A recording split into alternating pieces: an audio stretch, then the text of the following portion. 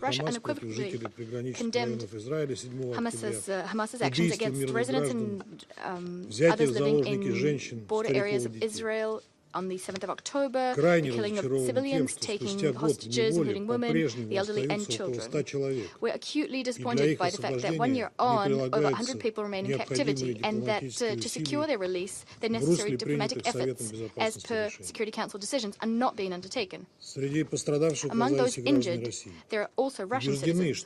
We stand convinced that terrorist methods cannot be justified, and that violence against both Israeli and Palestinian civilians is unacceptable. Having said that, all those who are still capable of compassion are outraged by the fact that this tragedy has been used for over a year now for a ruthless and an inhumane mass collective punishment of Palestinians, who are confronting a humanitarian catastrophe that's unprecedented since the times of World War II. Almost 72,000 people have died, most of them women and children. Wounded and missing close to 100,000. 2 million IDPs. This is the result of the stubbornness of the Israeli leadership and West Jerusalem's allies, who are providing cover, the U.S. that is, who are preventing the Security Council from stopping this vicious cycle of violence. The Enclave's territory is the world's biggest open-air prison. It's been subjected to mass bombing and shelling on a daily basis. In Gaza, there's nowhere that's safe for civilians. Civilian infrastructure is being purposefully destroyed. The provision of first aid to civilians is being blocked. Before the eyes of the international community, humanitarian convoys are being shot at and shot dead. Over 300 humanitarian workers have died, including 226 UNRWA personnel. In parallel, in the West Bank, a bloody operation run by the Israeli military is continuing, as well as clashes pitting settlers and residents. Just yesterday, during a security force raid on Kalandi refugee camp, a 12-year-old Palestinian boy died and at least 8 people were injured, wounded in fact. In total, since the 7th of October, over 11,000 Palestinians have been put behind bars in Israel, and they're enduring harsh and degrading treatment. What can be deemed a relative success of the UN's humanitarian wing is the polio vaccination campaign, which covered 500,000 Palestinian children under the age of 10, even though, according to the information we're getting, UN humanitarian bodies haven't yet managed to secure from Western Jerusalem even a short humanitarian pause for the conduct of the second phase of the vaccination campaign and for the distribution of aid. Madam President, against this backdrop, what's particularly concerning and perplexing is the fact that the Foreign Affairs and Defense Committee of the Knesset is working on 2 bills, one banning UNRWA's work on Israeli territory and the other revoking immunities and privileges for UNRWA staff. If these bills are adopted, what will be threatened is not only the ongoing work of UNRWA in Gaza and in the West Bank, including East Jerusalem, but the prospects of providing assistance to Palestinian refugees in neighboring Arab states as well, Syria, in Lebanon, and Jordan, which have already seen their capacities dimmed by the catastrophic shortage of funds due to the US's decision to suspend UNRWA funding out to the month of March 2025. Israel's plans vis-à-vis UNRWA would be a violation of the UN Charter and the Convention on Privileges and Immunities of the UN, as well as relevant UNGA resolutions. They would have the most negative repercussions for the Middle East as a whole, as well as for the entire UN system. In essence, Israel is claiming that it has the right to impose arbitrary bans on the work of UN specialized agencies that are not to its liking. Colleagues, we have no right to allow this to pass. The precipitous degradation of the humanitarian situation in the Gaza Strip and the ongoing dismantlement of UNRWA in the OPT requires our swift intervention.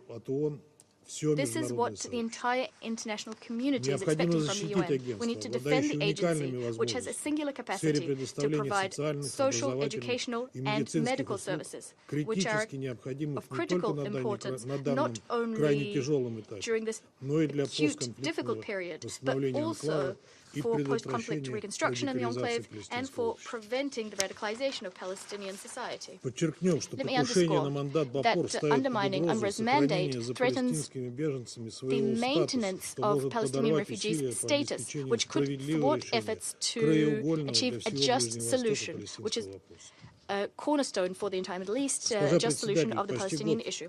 Madam President, almost 1 year ago, the Secretary General said, and rightly so, that the events that transpired on the 7th of October did not occur in a vacuum.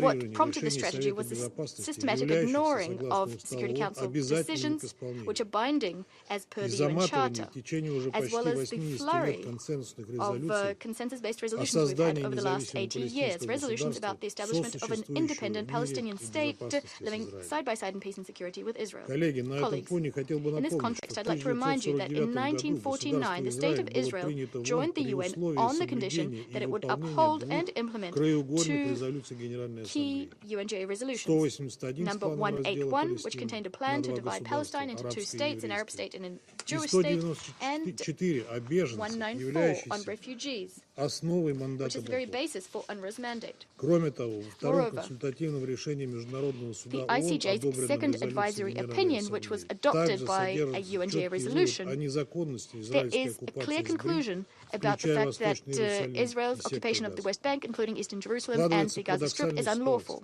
So we have a paradox on our hands.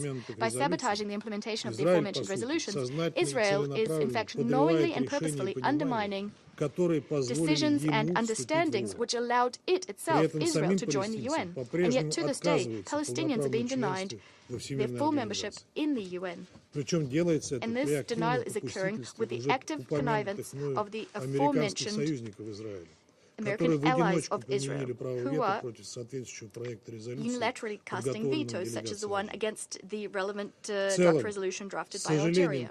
On the whole, we regret that we're compelled to conclude that the U.S., in order to allow Israel to do as it pleases, has blocked on 5 occasions substantive Security Council decisions to help end the conflict. In June, Washington put forward Resolution 2735, which the Council did end up adopting.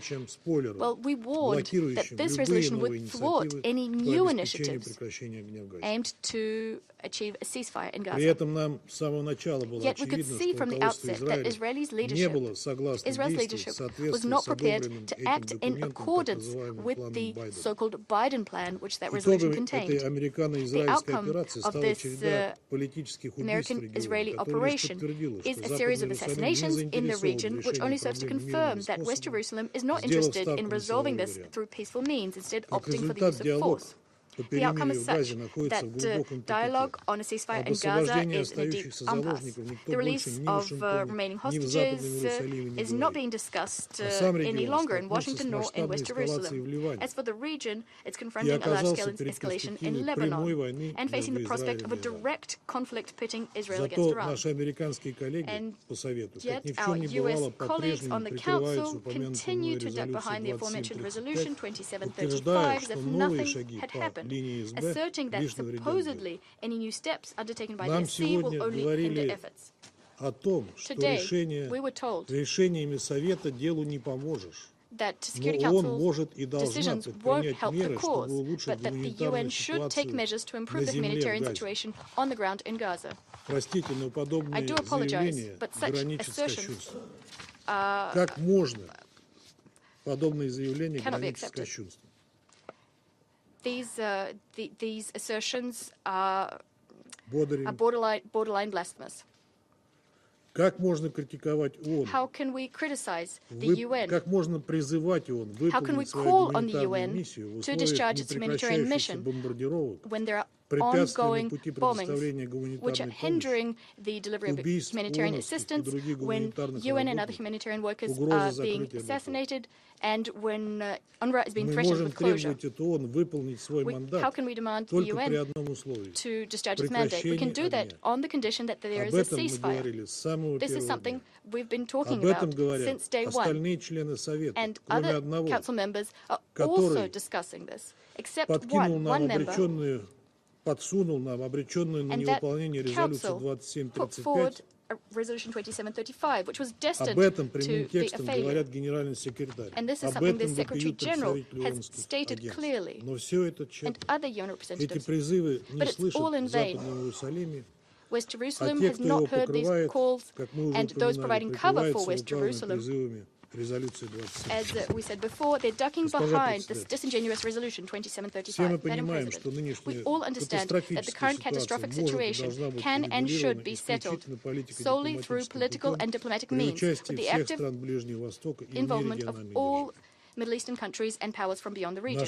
Our common objective is to ensure the implementation of Security Council and GA resolutions, to put an end to the bloodshed, which risks spilling over to the rest of the Middle East. And what's most important, to guarantee that Palestinians can exercise their lawful right to self-determination, allowing them to establish, not in word, but in deed on the ground, to establish a territorially contiguous and viable state within 1967 borders with East Jerusalem as its capital. The Security Council can and should act to fulfill its mandate, the mandate of maintaining international peace and security. Only our collective decisiveness and principled stance will allow us to force the US and Israel to respect international law and to comply with Security Council and UNGA decisions. We're counting on the solidarity and the active position of all our Council colleagues. All our Council colleagues. Thank you very much.